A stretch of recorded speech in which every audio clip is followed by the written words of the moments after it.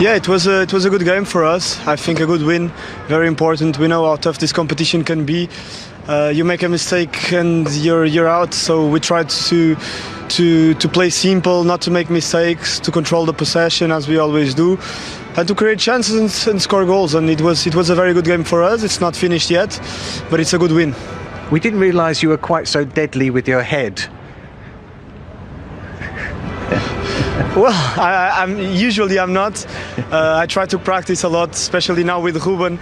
We make little competitions to see who scores more goals with the head. I think tonight I was lucky that João gave me a great ball.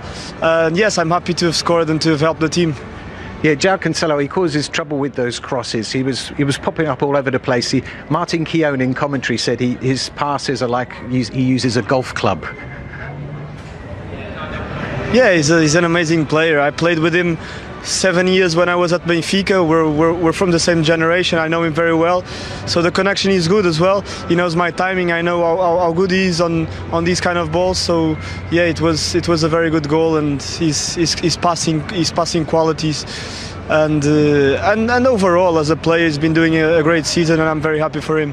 And what's it like playing in a side where players switch positions and you're winning and it's exciting?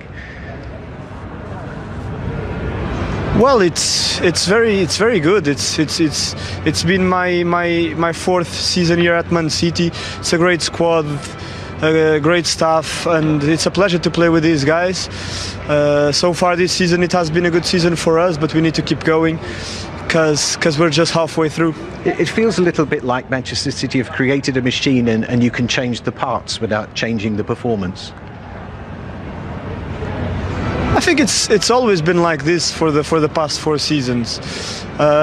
We have a map, we have a way of playing, and players get injured. Some players cannot play for many reasons, and our style of play doesn't change. The team keeps doing well, and that's a very good sign. Keeps doing well and keeps winning. Thank you very much tonight. He's a lovely footballer, isn't he, Jolie? Oh yeah, all round just on and out of possession, just works so hard for the team and sacrifices his game at times for the better of the team, and got his rewards tonight. Yeah, certainly did. City are making football look very easy at the moment. We were talking about before, maybe they go on to dominance, but you said one thing about peaking too soon in the season. Yeah. And Sir Alex Ferguson always used to say it's not about what you do in the autumn, it's what you do in the spring. Yeah, but they've got to keep that going. Yeah, they have, but listen, they look like they might. They look like they're going to run out of gas at all. Like, they've got the depth in their squad is phenomenal. Players that are coming in and all having an impact when they come in as well. No one's sulking. The dynamics in the squad look perfect at the moment. And you just, for City's sake, if you're a City fan, Jolien, etc., you're going to want that to continue towards the end of the season. You don't want it to be that you're having your best vein of form right now and you get the business end of the season and you start falling away and you see a chink in the armour. They've got to maintain this now. 19 wins on the spin. Yeah, I don't see them slowing down. I think they just play at a speed which suits their game. Everybody's playing unbelievable football. Gundogan, Bernardo Silva, Cancelo, Stones, Diaz, everyone plays great. So, I think Aguero's come back in today, De Bruyne to come back into that group of players, Raheem Sterling.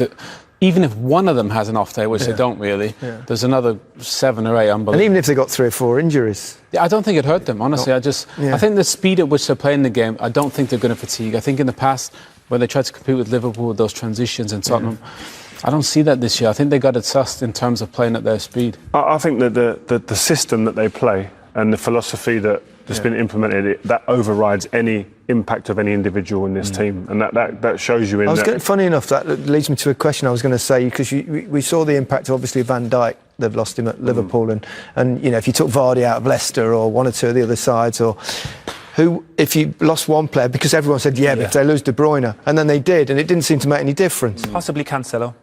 Yeah. Do you think because of that? Because he's able to go and adapt to different positions deeper in the team, where I think forward they're covered.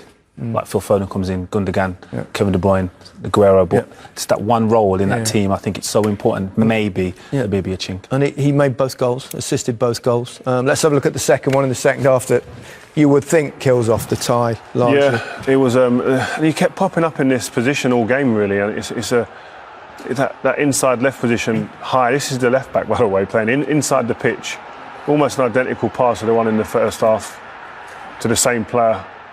Good movement. The fullback's got to see that. He's got to open his body up. Jolyon mentioned a great point from a defender's point of view. If the forward can see your number, which you can see clearly there, you aren't controlling the situation, can't react, and bravery from Jesus to poke it in. The thing is, as well, with Cancelo going into midfield, that means that all those attackers can get in the box. I don't think there's enough defenders there to mark the boys. Yeah. Historically, there'd probably be, maybe 2 or 3 attackers in there. Now, City get 4 and 5. I think it's for the defenders. I think it's pretty much impossible to mark all the boys. Yeah, they've got so many good players, that's for sure. It was very similar, as you mentioned, to the first goal, wasn't it? And obviously, Cancelo's cross. This time, Bernardo Silva actually nodded it in himself. Yeah, but what I think is the difference is now is the fullbacks are not overlapping, but the recovering players are getting back to double up on the wingers, but also now it frees them up to put this ball in the box. I think the second goal especially, you see Cancelo just putting it into areas that he knows players are making runs, and Bernardo Silva touched on it in his interview. He's aware they've played together at young ages and aware of each other's qualities and where we should be. And when you're giving players of this quality simple tasks, they're going to execute, and that it looks simple, but it's a great header. It's crazy because Bernardo Silva last season was out of the squad out of the first team for large periods, and you almost think, is he going to be one of the players that's kind of sacrificed a little bit, go out to another team?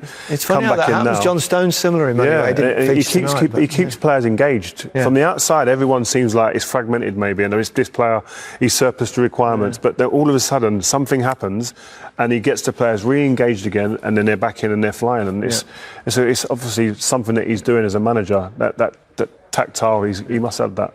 Ederson had one save to make. It was in the 93rd minute, and that was Rodri giving the ball away, wasn't it? Which was a rarity in itself.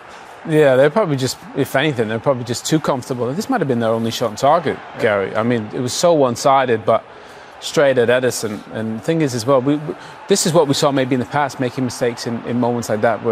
That is quite a rarity. Wolf hits it straight at Ederson, fabulous goalkeeper. So they've got the defence now, they've got the goalkeeper, the balance in midfield. It just seems like the balance is too good. How'd you beat them?